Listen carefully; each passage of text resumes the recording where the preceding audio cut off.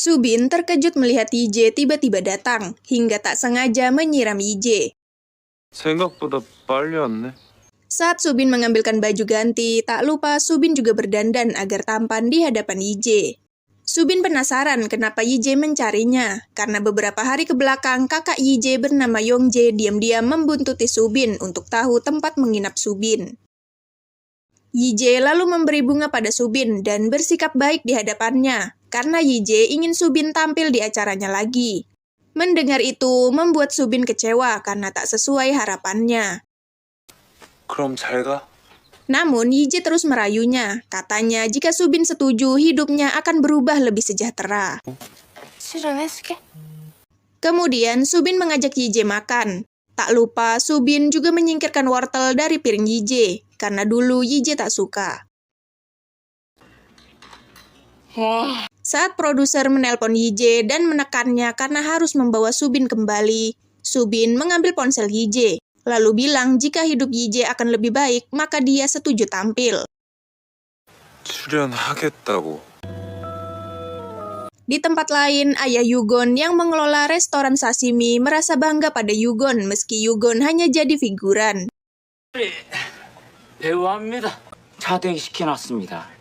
Kemudian Hana melihat fotonya di majalah bersama bahu Yugon dan jadi teringat Yugon. Saat CEO An datang dan mengajak Hana menghadiri penghargaan, Hana merasa tak suka. Hana merasa CEO An terlalu seenaknya juga mengaturnya dalam segala hal. Sedangkan Yugon sendiri beberapa kali mengikuti casting, namun terus ditolak. Katanya karakternya tak cocok dengan peran.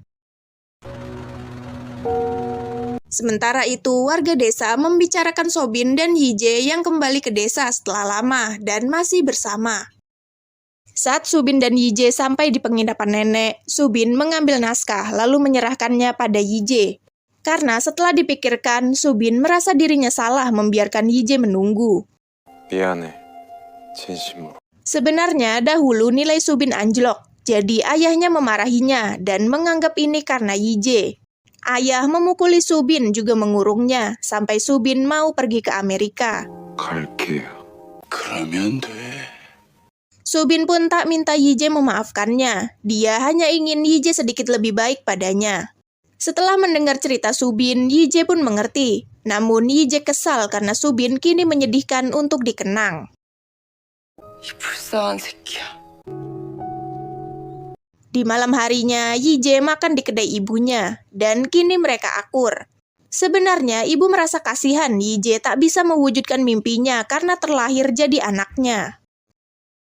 Saat Yije pulang, Yongjae menagih bayaran karena telah membuntuti Subin.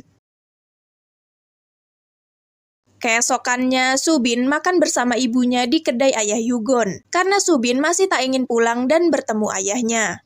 Saat Subin ke penginapan, Subin melihat pakaiannya yang telah dikembalikan Yije. Di malam harinya, ketika Yije menyeberang, ia bersenggolan dengan orang lain hingga barangnya berjatuhan. Dan melihat ikat rambut mengingatkannya pada masa lalunya yang membuat Yije terdiam hingga hampir terserempet. Untungnya, Subin menyelamatkannya. Yije yang merasa panik lalu memeluk Subin. Saat di terminal, Subin menemaninya. Yije berkata, semua berubah dan mudah dilupakan, namun hanya kenangan buruk yang masih melekat. Subin pun bilang, itu sebabnya ia datang untuk menggenggam kenangan indah agar tak hilang. Dan keesokannya, Yije kembali bekerja keras seperti biasa. Ketika melihat naskahnya, Yije pun teringat ketika dirinya dan Subin dulu menyusunnya bersama.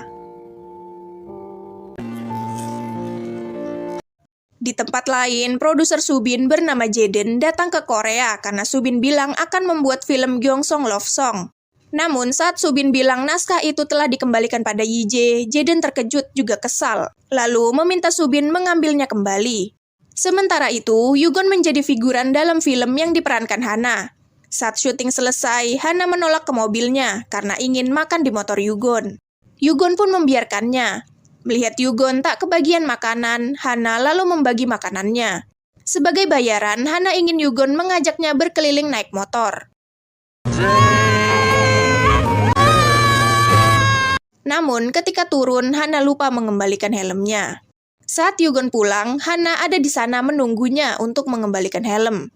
Hana dapat alamat Yugon dari Direktur Kang, namun Hana tak bilang. Hana hanya bilang ia merasa bahagia saat naik motor Yugon. Dan Yugon merasa bingung kenapa Hana baik padanya. Saat Hana bilang ia tak punya teman, Yugon pun mengajaknya berteman, dan itu membuat Hana kegirangan. Keesokannya, CEO An menemui Jaden karena rencananya mereka akan melakukan produksi bersama. Kemudian, Yije menelpon Subin untuk rapat dengan produsernya nanti sore. Namun, Yije datang kemalaman dan rapatnya telah usai. Karena produser mabuk, jadi ia meminta Yije mengantarnya pulang. Lalu, Subin pun datang dan melarang Yije menyetir. Subin lalu membeberkan fakta yang tak sengaja ia dengar jika produser Yije hanya memanfaatkan Yije untuk kemudahan pekerjaannya. Yije pun jadi emosi. Ia mengambil kunci mobil lalu membawa produser sambil mengebut hingga jungkir balik.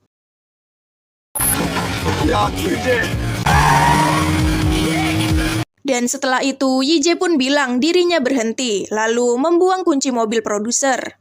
Yije berjalan sambil bersedih, dan tak lama Subin pun datang. Mereka kemudian minum di warung tenda, sambil Subin mendengar Yije meluapkan kesedihannya. Di keesokan paginya, Yije pun terkejut saat dirinya terbangun di apartemen Subin. Yije ingin pergi, namun Jaden tiba-tiba datang dan membuat Yije panik hingga bersembunyi di kamar mandi dan mengagetkan Subin. Nah, itu tadi episode 3 Dream to You. Makasih buat yang udah nonton dan sampai jumpa.